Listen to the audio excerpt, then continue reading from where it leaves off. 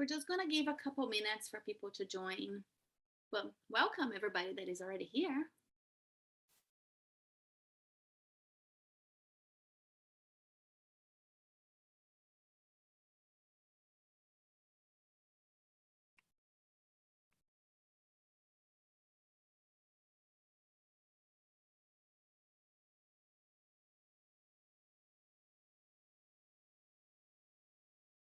We're just going to give people one more minute and then we can get started.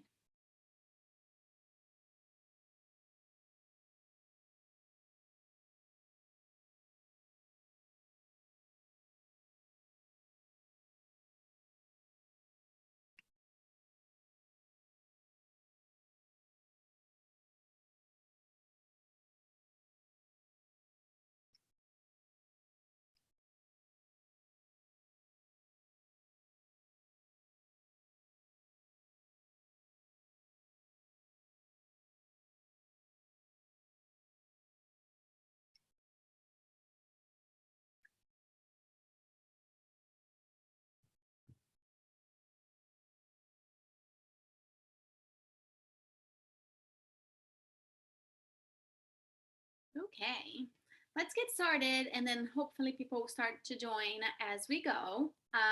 My name is Simone Palmer. I am the Vice President of Clinical Training here at Bierman ABA. And today we're going to talk about a very exciting topic. So what happens after ABA therapy, right? So what is our goal here at ABA, like while providing ABA therapy? So we're going to talk a little bit about graduation and how is graduation process is and how we work towards transitioning our clients out of our services into a less restrictive environment. But before we start, like a little bit of a housekeeping thing. So everyone is on mute. So if you want to ask a question, please, you can either unmute yourself or type it in the chat. We want to make sure this is as interactive as possible and make sure that you guys get your questions answered. So please ask away. I'm here to answer any questions you may have. A little bit, if you're not familiar with us, like a little bit about Bierman. So we are a center-based services for early intervention and for kids diagnosed with the diagnosis of autism.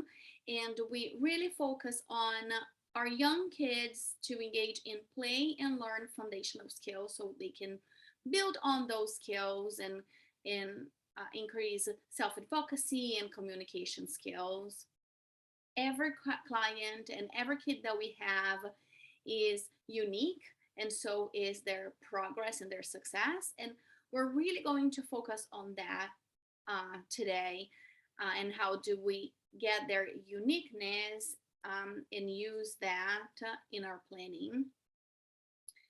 And our one-to-one approach allows us to drive progress, and we use data and we use all measurable outcomes in order to make our decisions. So our mission and philosophy for our company is really hand in hand with the topic that we're going to talk today, and you guys are going to see why. We do have a couple pillars that's what we based off our service. So the first one is like we let kids be kids. So we accept everybody for who they are, and they are all unique, and we use their preferences in our services. We really focus on learning through play. So learning does not need to be boring. So we make learning fun and make sure that they're engaged and motivated. Empowerment is the key. So we use everyday activities to teach our skills, all skills necessary, from foundational skills, such as self-advocacy and communication skills, all the way to more complex skills, to the point that they're ready to graduate, like we're going to talk today.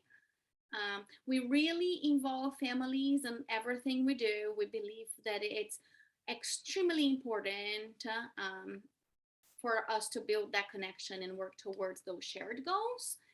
And we are dedicated to progress. So Each child every day and long-term progress is our commitment, and it is always in the front of our programming and decision making. Today, we will review a little bit of ABA services and how do we program for those services while focusing on the big picture, but also discuss the process of transitioning to this less restrictive environment. And I'm going to provide a little bit of an overview of the decision-making progress. A brief overview of what ABA therapy is. So it is therapy or service delivery that is based on the science of behavior. So the science of behavior is a science dedicated to understanding human behavior. So if you're human, we can apply those principles to understand and use that understanding to promote change and to promote progress and to lead to better outcomes and success. ABA stands for Applied Behavior Analysis, and it's using the science of behavior to assess and treat what we would call socially significant behavior. So socially significant behavior is whatever is important for you and whatever is important to enhance the quality of life of someone. So for example, a big example is communication. When we can communicate our wants and needs, we can open doors and gain access to social skills and play skills, and then we can acquire academic skills in the future. So we would consider communication a super socially significant behavior, which focus on improving the quality of life.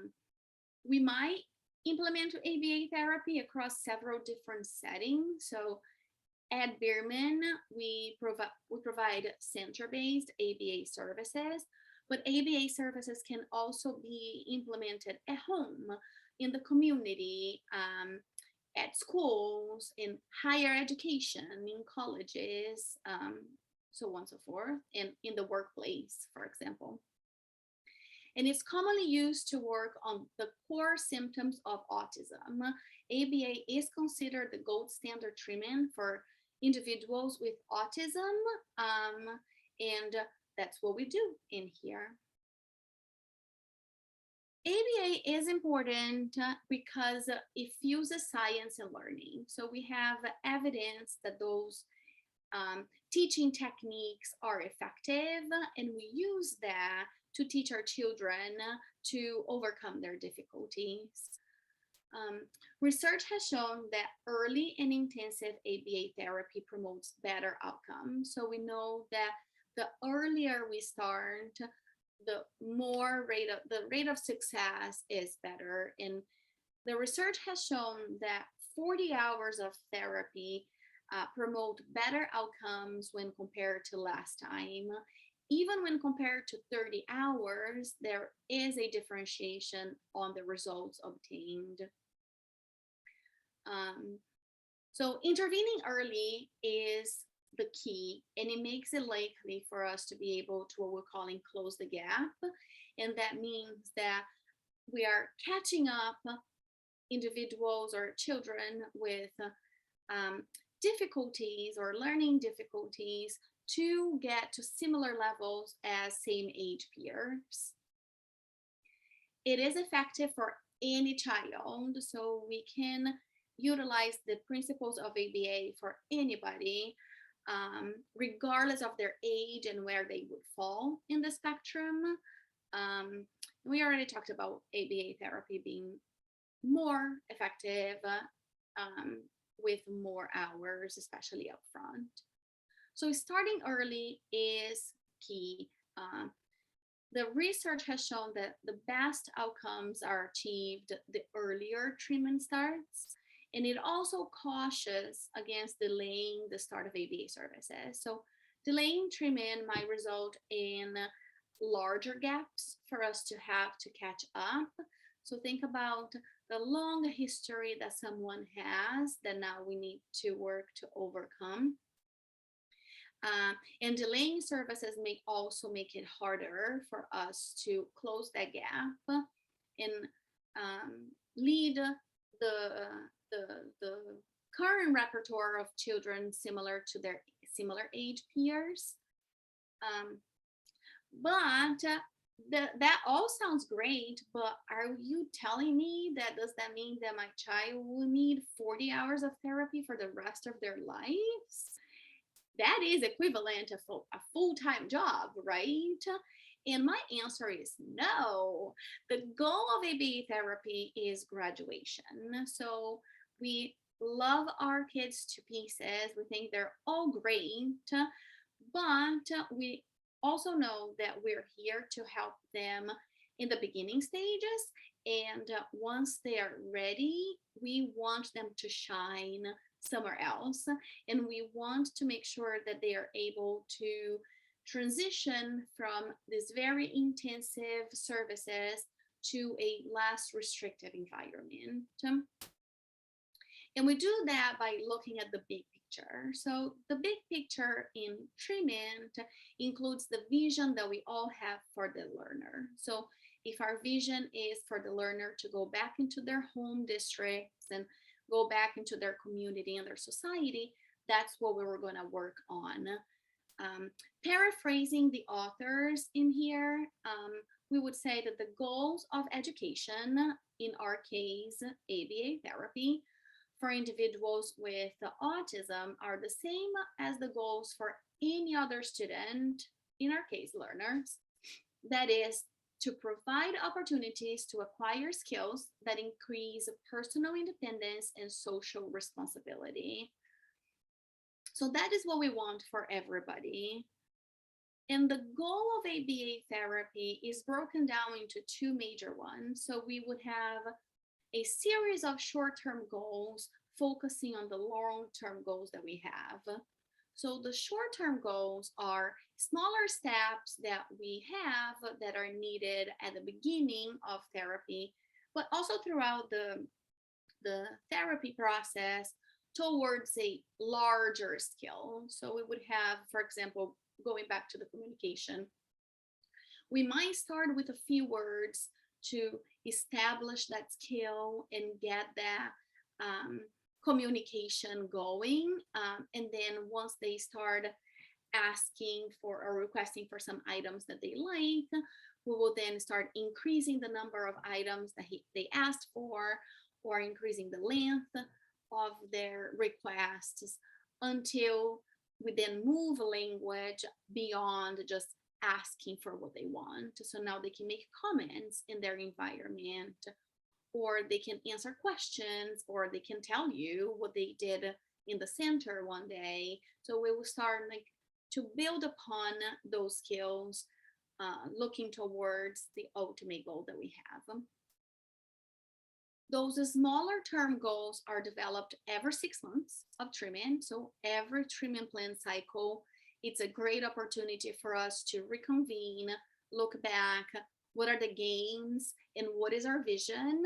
So what is our next set of small term goals towards that larger skills that we were talking about?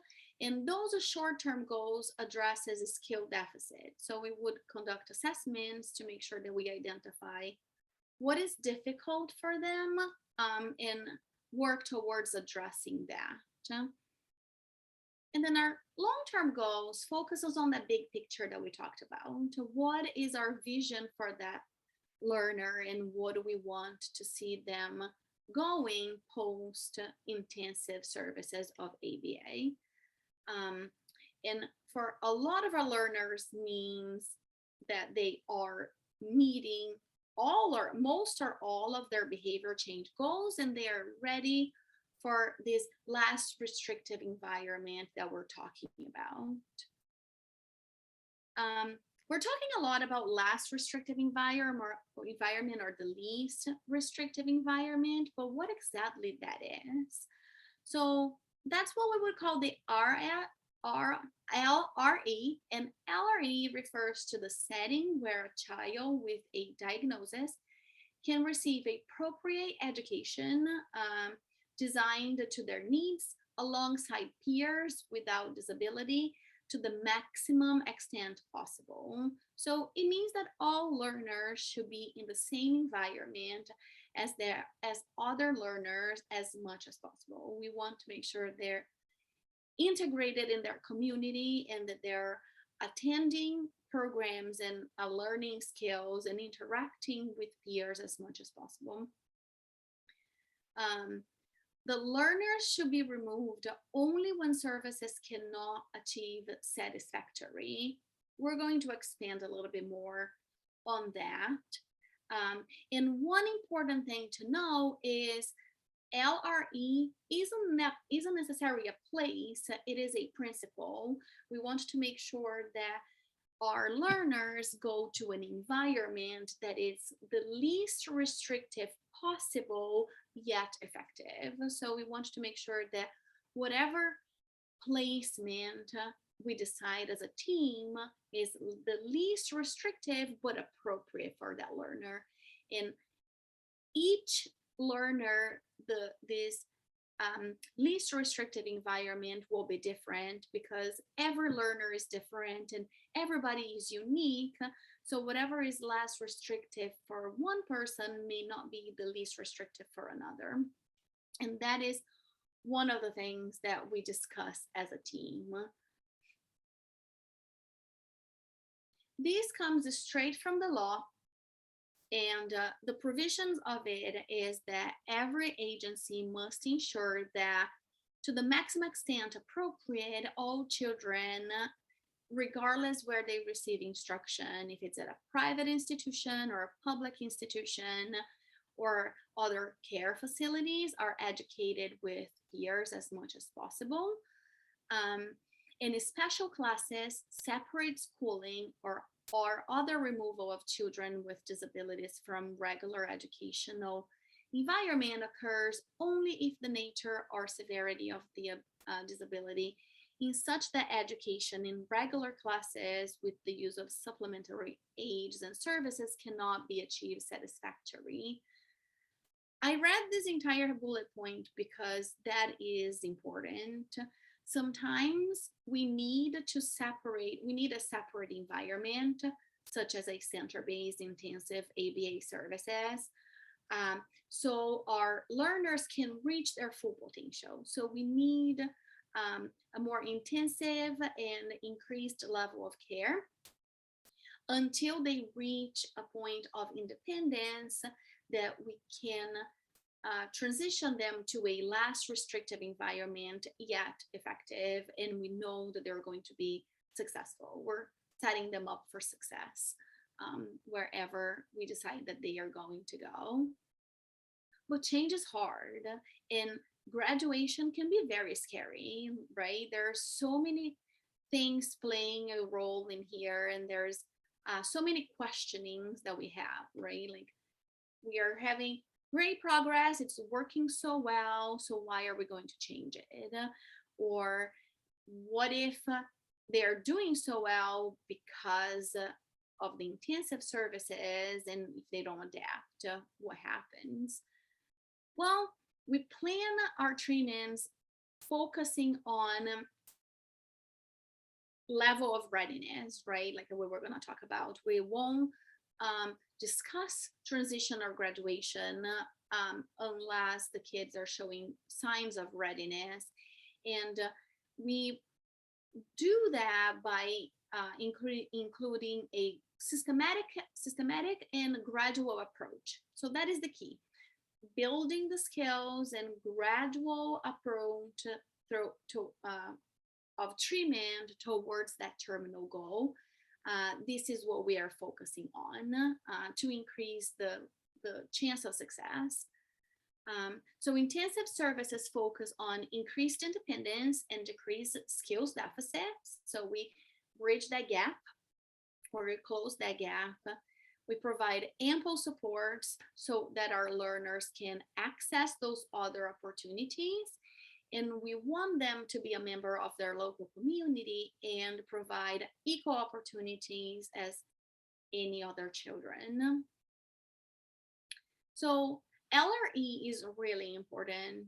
We want to provide opportunities for all children, regardless of age, um, diagnosis, or any other characteristics that they have. So we provide LRE is important because it provides the opportunity for equal education for all of our children.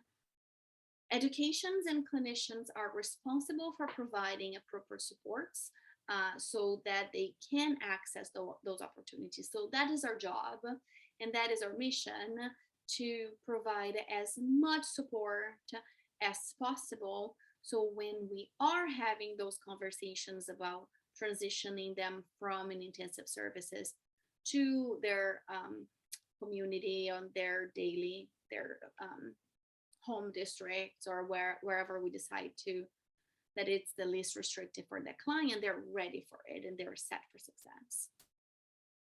And LRE is a foundational element in building an appropriate plan that can improve outcomes for a child across all relevant environment. So that provides like better outcomes long term. We're talking a lot about graduation and less restrictive, but we still don't know exactly how to get there. So what does graduation mean here at Bierman? Let's talk about that. So graduation means that the learner has met most or all of the behavior change goals that we had set for the client.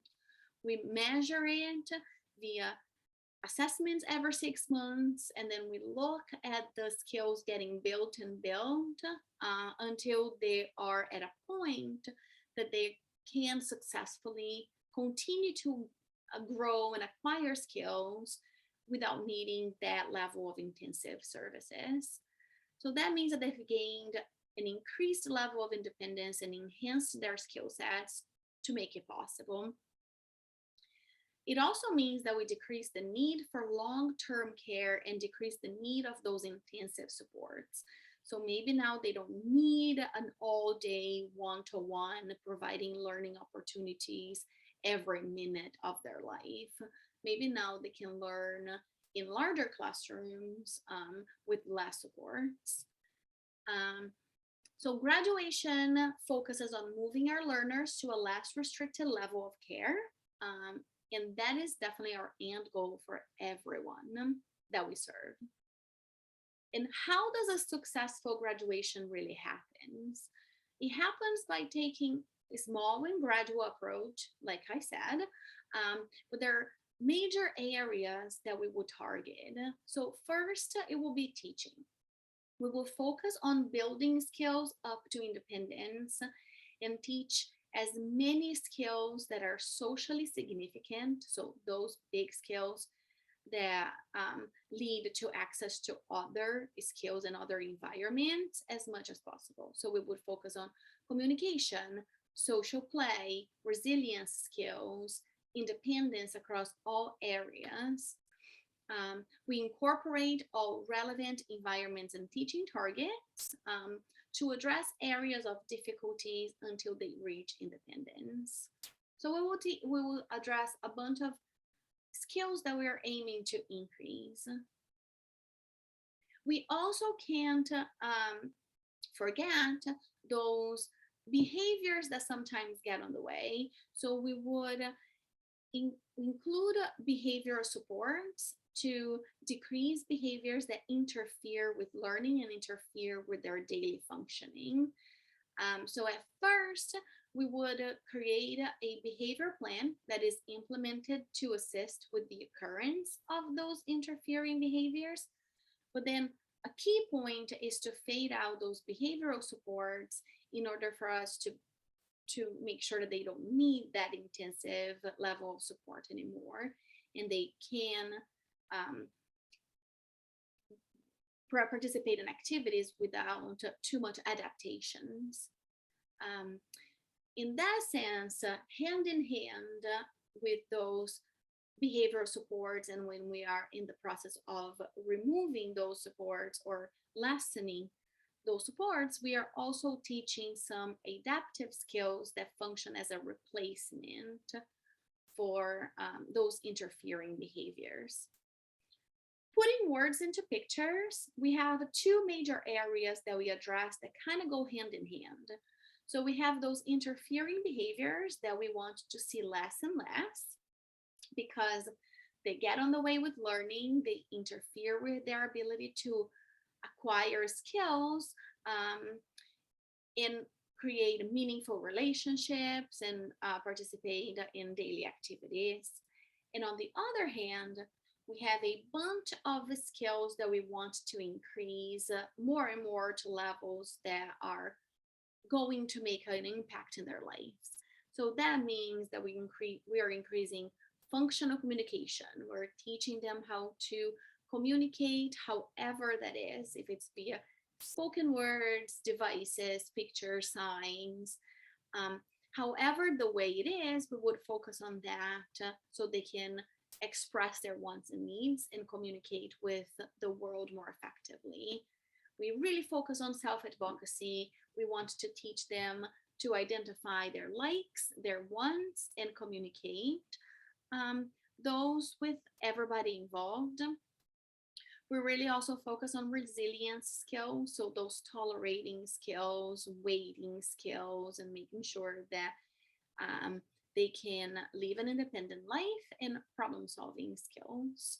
So, an example of it will be a child that engages in tantrum behavior, for example, and we determine that those tantrum behaviors that we want to see less and less serves a function to communicate with us that they want to play with items, right? They want access to toys.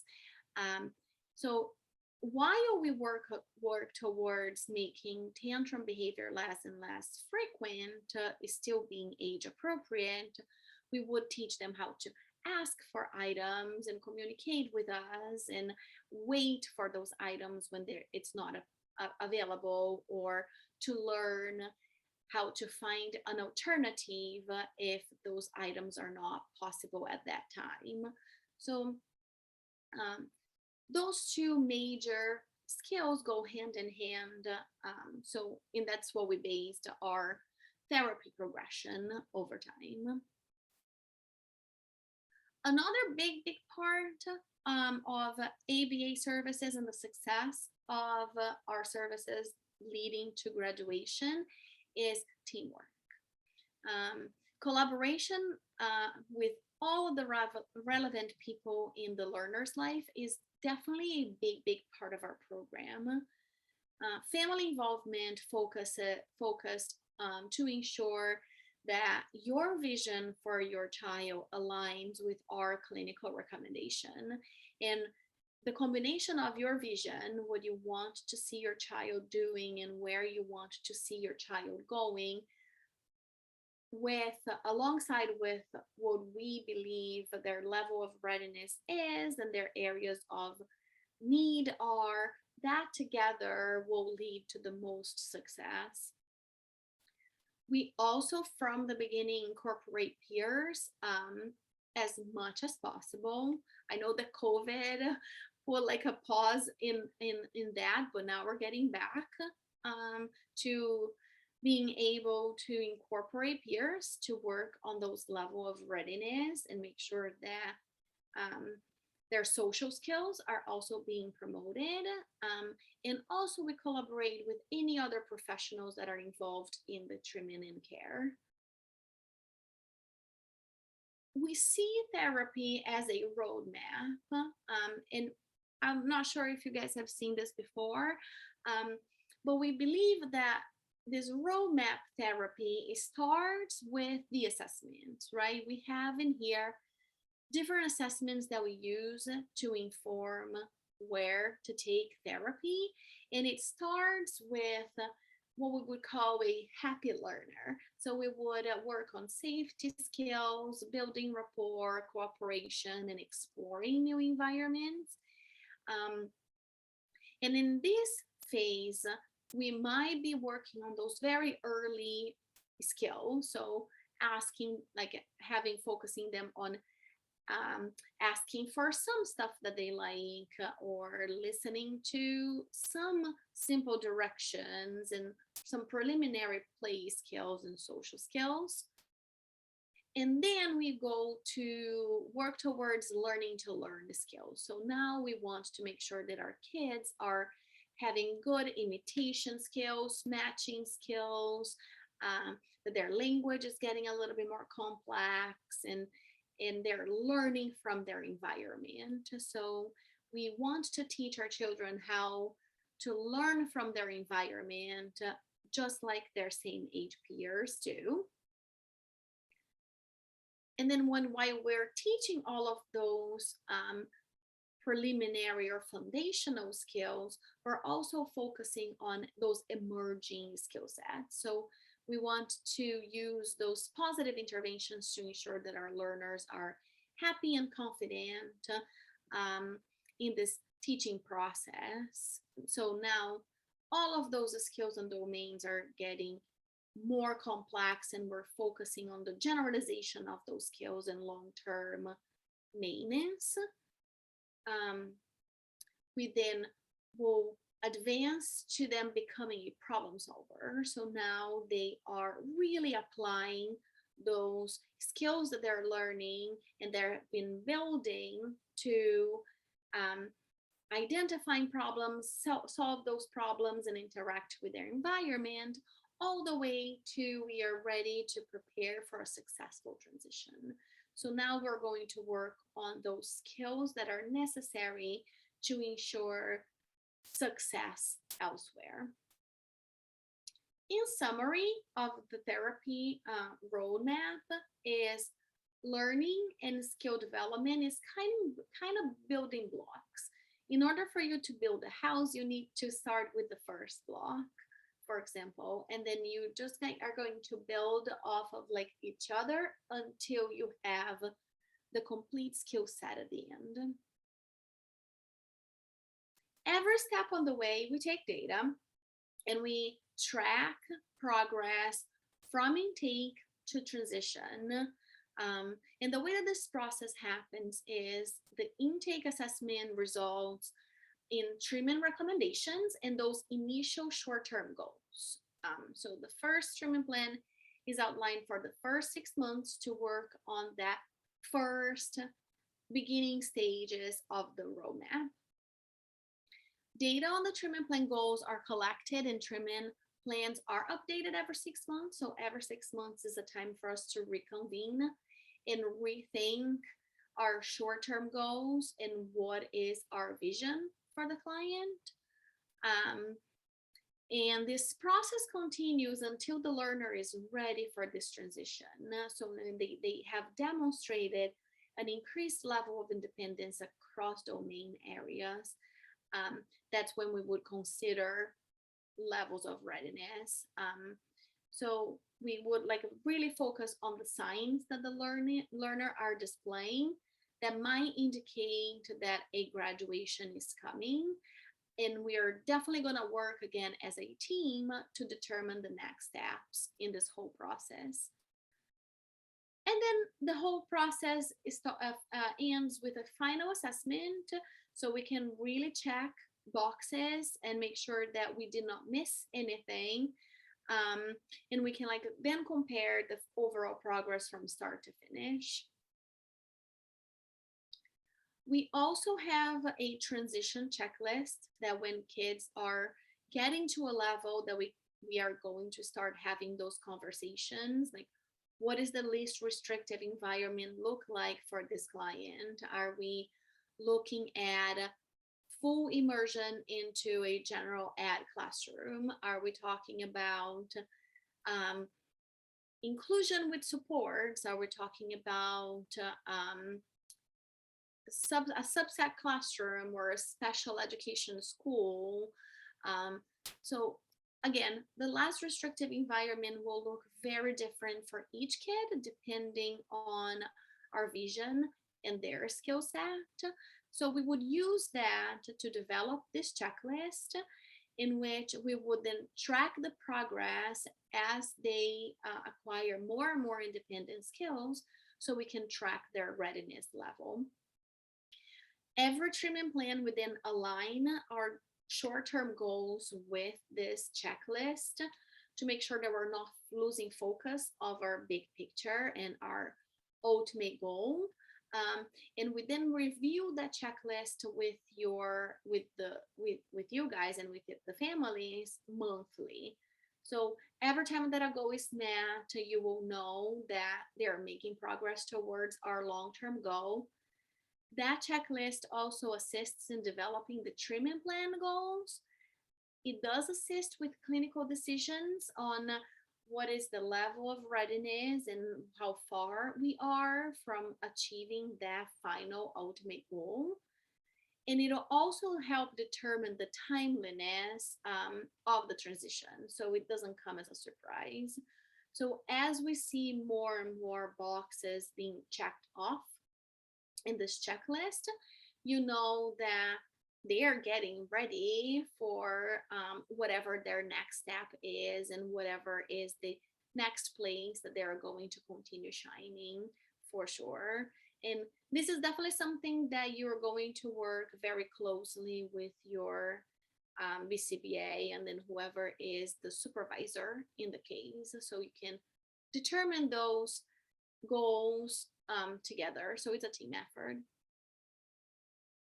We really focus on graduation, so I just wanted to show this graph, that it's a nice visual on how we really work focusing on the success of our clients and how we want them, what is the next step that we want for them. So the light blue refers to the cumulative number of graduate clients that we had over time. So since 2012, we've had almost 200 graduates of clients that reached that terminal goal and now they moved on to their next environment. And the dark blue are the numbers per year. So as you can see, 2021 was a big year for us. It was a very successful year. What are some of like the guidelines that we would use to assist with this transition process? So we would always make sure that we are focusing on an ethical transition. We want to make sure that whenever we discuss with families, they're ready to move on, we're doing everything possible to ensure that they're going to be successful. So while ABA is generally a long-term commitment, oftentimes that child reach their full potential way before, and then we can start like fading out services and moving to the next environment. And we have some stuff that we really pay attention to make sure that we are promoting that ethical process and the ethical transition. So we will clearly outline the timeline and the plan reduction procedure. So how we would slowly decrease the supports to make sure that they can still acquire skills with less intensity of services. And what is the timeline for us to get all of that process done? We will then support each client independence and teach all functional skills. So again, building blocks, we would make sure that they are to a level that now they build a home. Continuous communication. So from the onset of treatment, we will be in very close communication with what is the family's vision, where do we see our clients going, and what is the plan to get there. So what is the next set of goals, and why is that goal important, and what is the long-term goal with that current goal. We would plan ahead for at least 6 months prior to the transition occurring. So it's never going to be one day you come to a para meeting and they were like, okay, so your child is ready to go, we're moving on. And it's not like that at all. BHCOE, suggest at least 6 months prior. We start the conversation minimally a year before. So we have a full year to really plan and make sure that everybody's comfortable with the transition, and the learner is set for success. Definitely communicate and collaborate with other professionals. We are transitioning our learners to an environment in which there are other professionals taking over their educational needs, and we work really closely as the family want with those professionals to ensure a smooth transition. And we also include an aftercare plan and follow up whenever needed. So we make sure that we provide ample support even after graduation to ensure that nothing falls down and there's continued success.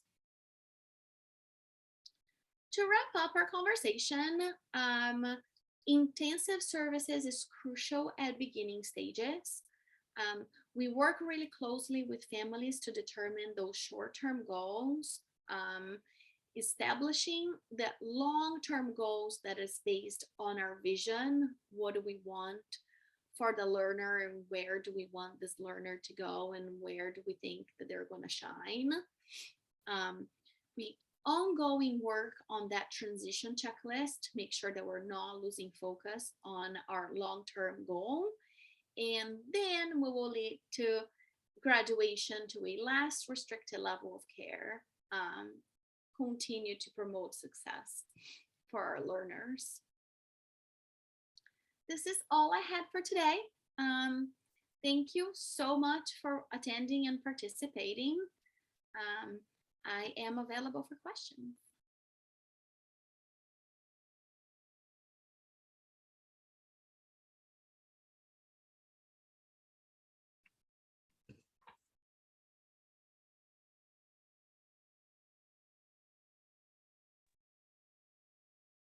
Simone?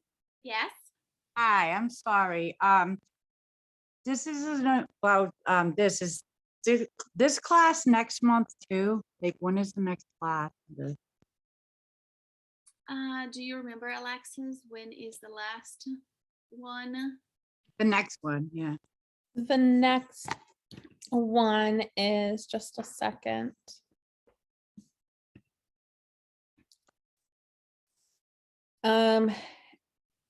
I don't have the next date, but there is one next month, and we'll be releasing the information about it shortly. Okay, thank you. Thank you.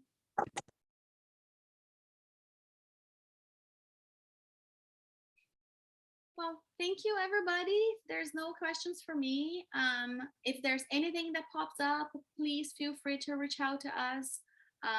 We're here to help, and anything that we can help clarify or any questions that come up, feel free to reach out, and we're here to help.